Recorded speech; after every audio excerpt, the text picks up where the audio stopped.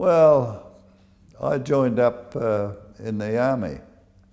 I was only 19 at the time, but I was 20 by the time they got me. He said, "Why don't you walk around the block?" So I come back and they signed me up, and then I was in the army. Well, I'm, 96 now. But I was only 19 actually when I just about signed up. But I left it with them, and then they called me in when the time was up, you see. I went to Flinders Street Station. He says, "How old are you?" I says, 19. He says, "Oh, no good. You've got to be 20, or with your parents' permission." He says, "You better go for a walk around the block, hadn't you?" So I did. I come back, he said, "How old are you now?" I says, 20. See, he said, "All right, well, we won't write you down, but we'll put you down for a date to come in." They called me in about 2 or 3 weeks later, and away we went. But there was Alec Harrison was the Sergeant Major, and I was a corporal then. And we got out and went for a walk all around the desert. We had a good look at it. And we were half a mile out, I suppose, from where the fort was. And I said, "We've got a black spot in the sky," I said. See? And they said, "Where is it?" I said, "There it is there." You know, and it was up behind us, you see. The plane had picked us up in there, see? And I said, "The best thing is to lay down in line together. Cover your hands and your face and everything like that." And the plane flew straight over us because he was doing about 200 miles an hour. He'd been cautioned where we were, in a little bit of a gully it was, and we were a good quarter of a mile out from the edge of the fortress. But we got away with it. The plane coming straight over the top of us, flat out, but as he couldn't pick it up with the speed, you see. So we got away with that one.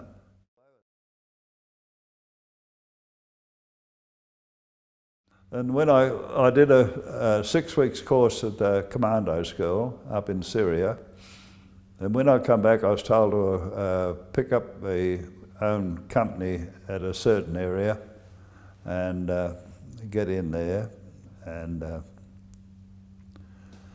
I did. I got in there. They wanted me to be a lieutenant. I refused it. I didn't. No way. You've got to be out on the front, when you. And the enemy know that, whoever they are. The one that's out in front is the leader. And if they can knock your leader off, that's a pathway there for them, you see. I never ever showed up, but the boys used to let me do the thing, but I didn't go for pips.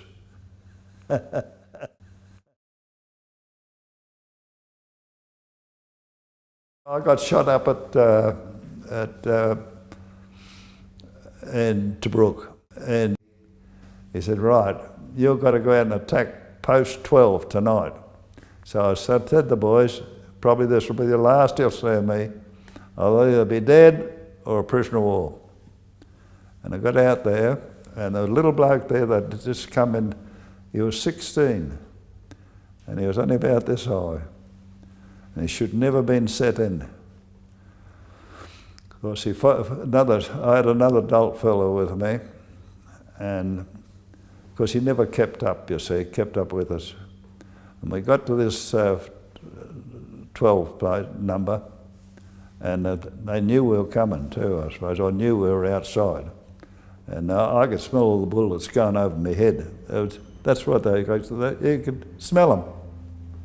I was right up against his dugout, and they poured it out. And I never said anything, we never did anything. But what it did, he hadn't advised the fortress what he was doing. So between him and the fortress was putting a heap of bullets in. Same thing. They probably killed the little bloke themselves. See? He was out there on his own. He hadn't kept up. Anyway, I waited till they stopped firing out of the 12. because I thought, well, they'll run out of ammo soon, because on the Spandau, they have magazines, you see, and they just slip them in all the time, you see. And when they stopped firing, I had one grenade, and I had a Tommy gun with 50 rounds in one magazine, and 20 in another, you see.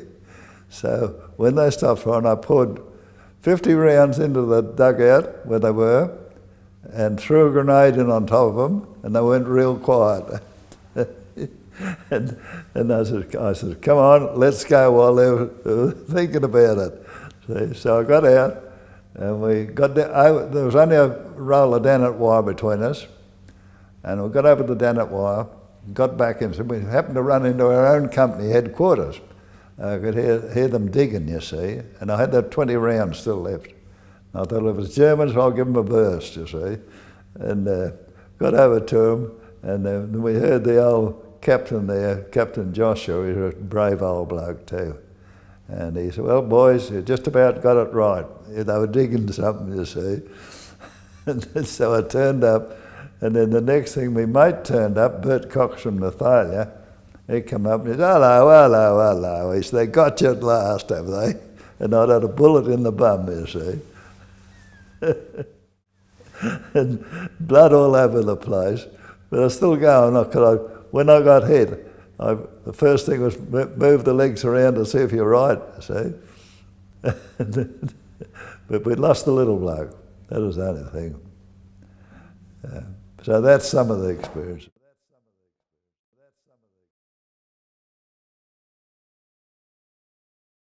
So I had to go into hospital for a while. And I missed out there. I had to go down and see a doctor when we were out at, got out from the thing. We had to go to the hospital for a while.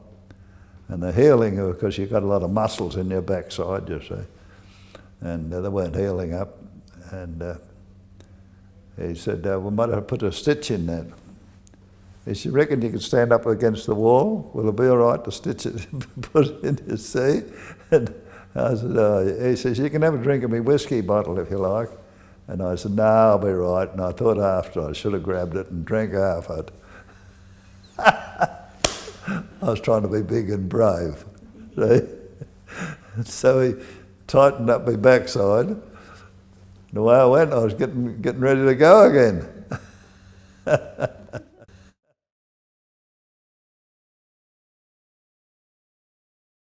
The oldest 2IC, he was a brave old bloke, Bob Joshua. He used to be in the bank at Leongatha. I said, no. It was one of the Australian banks. But he was pretty old-fashioned, but he was a good bloke, real good bloke, you know. They used to reckon he was a bit of a dag of a bloke, but he wasn't. He was brave. He was a brave bloke. Well, the next lot he took out, he got 30 lumps of shrapnel in him, and he still wouldn't retire. He kept going, because then one day they were out somewhere, and the boys were hiding behind rocks and bushes and everything, because the Germans had armoured vehicles, and they were giving the boys a hard time, you see. And Bob was there with them, and Bob Joshua, and Bob says, he pulled out his 45, he says, come on boys, we'll take them on, you see. And the boy says, not this time, Bob, we're not moving. They weren't going to get killed for nothing. Pick it up with armoured cars. Yeah. You know what I mean? Even in the dangerous times, it was funny.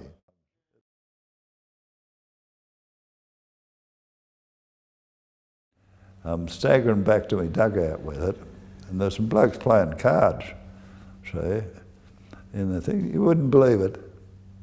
Bullets flying around one another, and there's blokes playing cards in the dugout. See, and they had a jerry can at the top, see, and I felt it, and it was cold, beautiful and cold. And I thought, oh, water, cold water, see, but it wasn't. It was bloody petrol. And I said, toss us up a mug. See, and up comes the mug out of the dugout, I caught it, and I put it under the tap, half it down my neck, it was bloody petrol.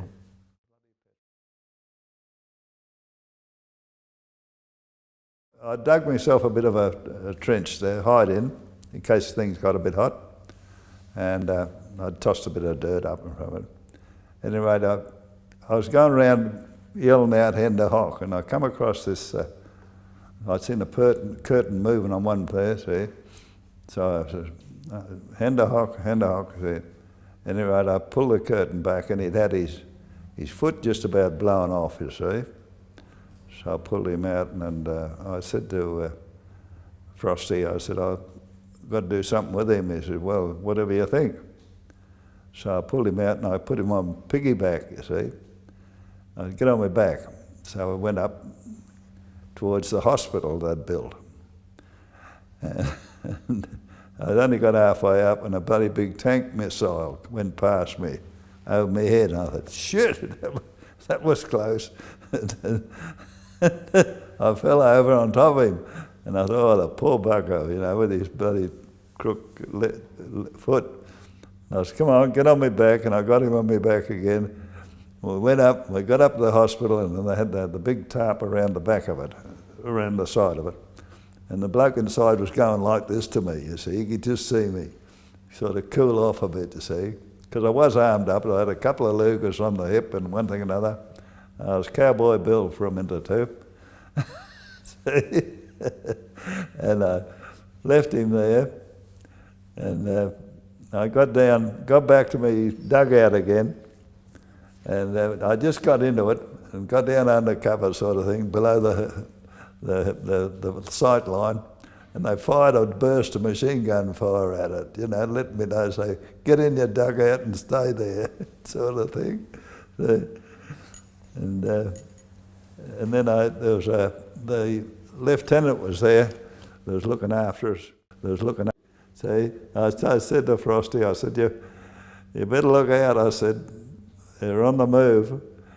And I said, it won't be long before they'll be on top of us, you see. And I said, you want to make up your mind what you're going to do? And he said, I said, you might have to surrender, because I said, we haven't got no tanks in here, and all we've got is rifles. And I said, we're not going to beat them with rifles. So we had to surrender.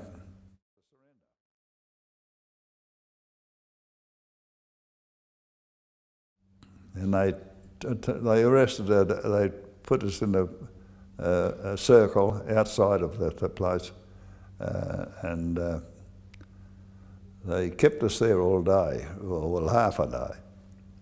Nothing to eat or drink, and that's because that's part of the business of wearing you down, you see. And they come in that night with a truck, and they put us into the truck, and all the blokes are talking to one another, well, you know, have you seen Bill, and did Keith turn up, and all the rest of it. And I said to them, you stupid buggers, I said, they're just trying to get the words out of your mouth, because they'd have a stooge in there listening to the whole lot. So, and I said, you got a bloke in there listening to all the stuff you're talking about. That's what part of the deal, you see. And they put them all in front of it to get their army numbers and names, but they didn't put me in. They let me off. Because when I walked back from delivering to the hospital, there wasn't a shot fired at me. And I walked 300 yards back to my dugout.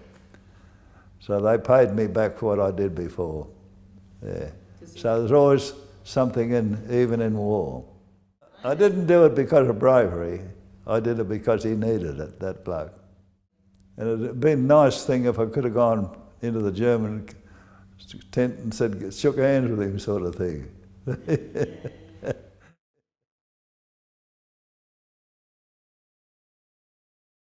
We were in an Italian prison camp, PG-57, and they tried to more or less starve us to death. That's what they tried to do. And they finished up, Calcaterra was his name, was in charge of it. And they finished up, they hung him at the finish for the treatment he handed out to prisoners. Because you'd be lined up in the morning, come along and count, and you just point the finger at it, you, come. Put you in jail, bread and water for 28 days for nothing, just nothing. And they were just rat shit, as far as I know. They were just terrible people. And the Germans woke up that if they did that, they were going to get no prisoner prize after the war, because we'd be doing the same to them, whatever they did to us. And they know that. And that's why they shifted us into this prison camp in Austria.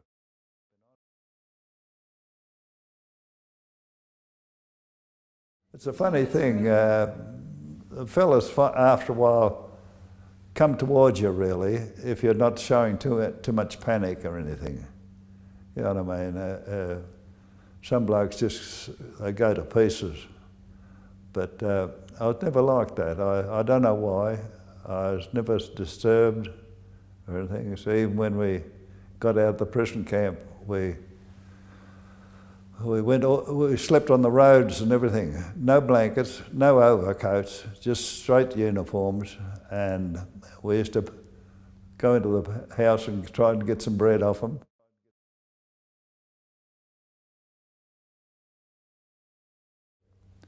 And when we got in there, they were some of the fellas that were caught in Greece and Crete. See? They were in there. But they'd found out how to tip the lock over. See? So they said they can do what they like with the key and one thing another, but the prison keepers didn't know anything about it. See? Because they'd come morning tea time, and one bloke said, we'd come back and have a cup of tea now and again, you see? But they didn't say why or how or anything else, you see. And we thought, this is that for us. So we managed to get hold of a compass and a map. Of a Sunday, you could go walk to another camp, not far away. And we got this map and everything. And then we used to have to go to local girls used to hand out the stuff in the prison, where they are kept, the Red Cross parcels.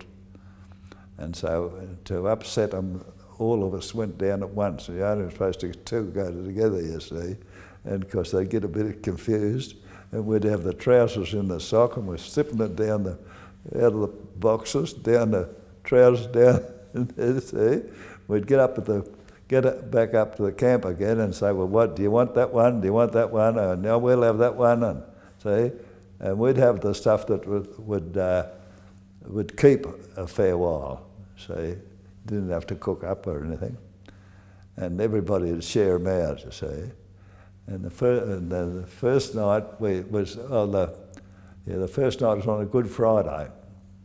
That was sort of an anniversary day for us, and we did about 15 mile the first night. We got down on the Drava River, and we finished up. I didn't want them to go in, but they wanted to get into the weir, see, the water. And I said, no. I said, don't get in there. See? I said, that's the river. And when they got in there, we lost all our food in the water, a whole lot of it. And we're in there, and we cooked up a bit of porridge or something that turned up, and we stayed there the night in it, and then we thought, come in daylight, we thought, now we better get out of here, watch the train go past, see, and of course they'd been cutting the trees down to feed the engines and to get the train, keep the train going. And then we were lying down up the high ridge, and we spent the day in a little lover's nest. It was about 100 feet up in the hills there, and we kept down low so they couldn't see us. We slept all day up in the top, in the hills. We got down that night and got in, and we'd lost all our food. And anyway, in the morning we got out early and got up into some rough country. They'd been cutting trees down to feed the engines on the railway line and that. And we stayed in that, and we walked right around to nearly to Switzerland, followed the ice ring around.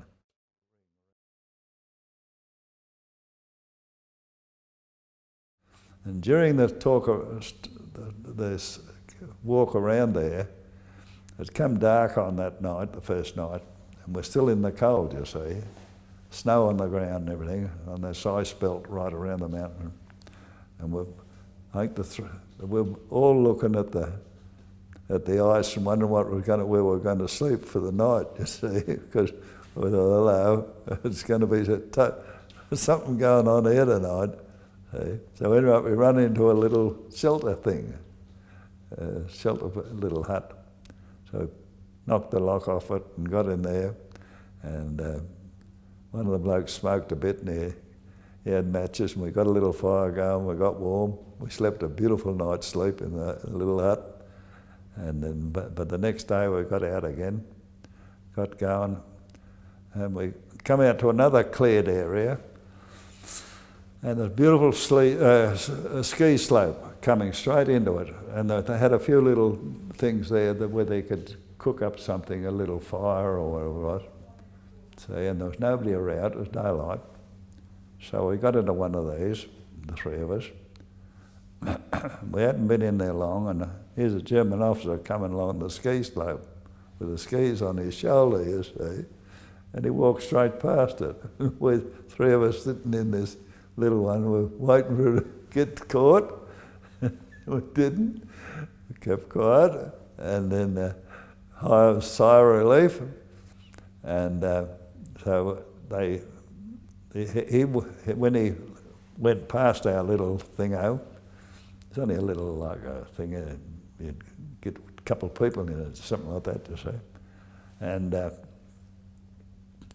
he went down a lane down through this thick scrub, you see. Oh, it's only so far away like that. You wouldn't drive a vehicle through it, but you could march blokes through it. Anyway, we thought, well, we'll go down there when we get out, see, because we thought that we'll see what's at the end of it. Of course, curiosity kills the cat. And so we got out and we started walking down this, and next minute it was getting dark. We hear clump, clump, clump, clump, workforce coming back up this pathway, you see. So we got to one side and we started laughing in German. Ja, ja, ja, jawohl, and all this, you see. And as they went past, of course they'd think, oh, there's some silly mugs that have been up there on the ice. So they never stopped. They kept going, and we went the other way. We got down the end, and there's a blue light on the thing, and that meant a police station. And a dog come out barking and one thing and another. We went for our lives as quick as we could, get out in the dark again, you see. It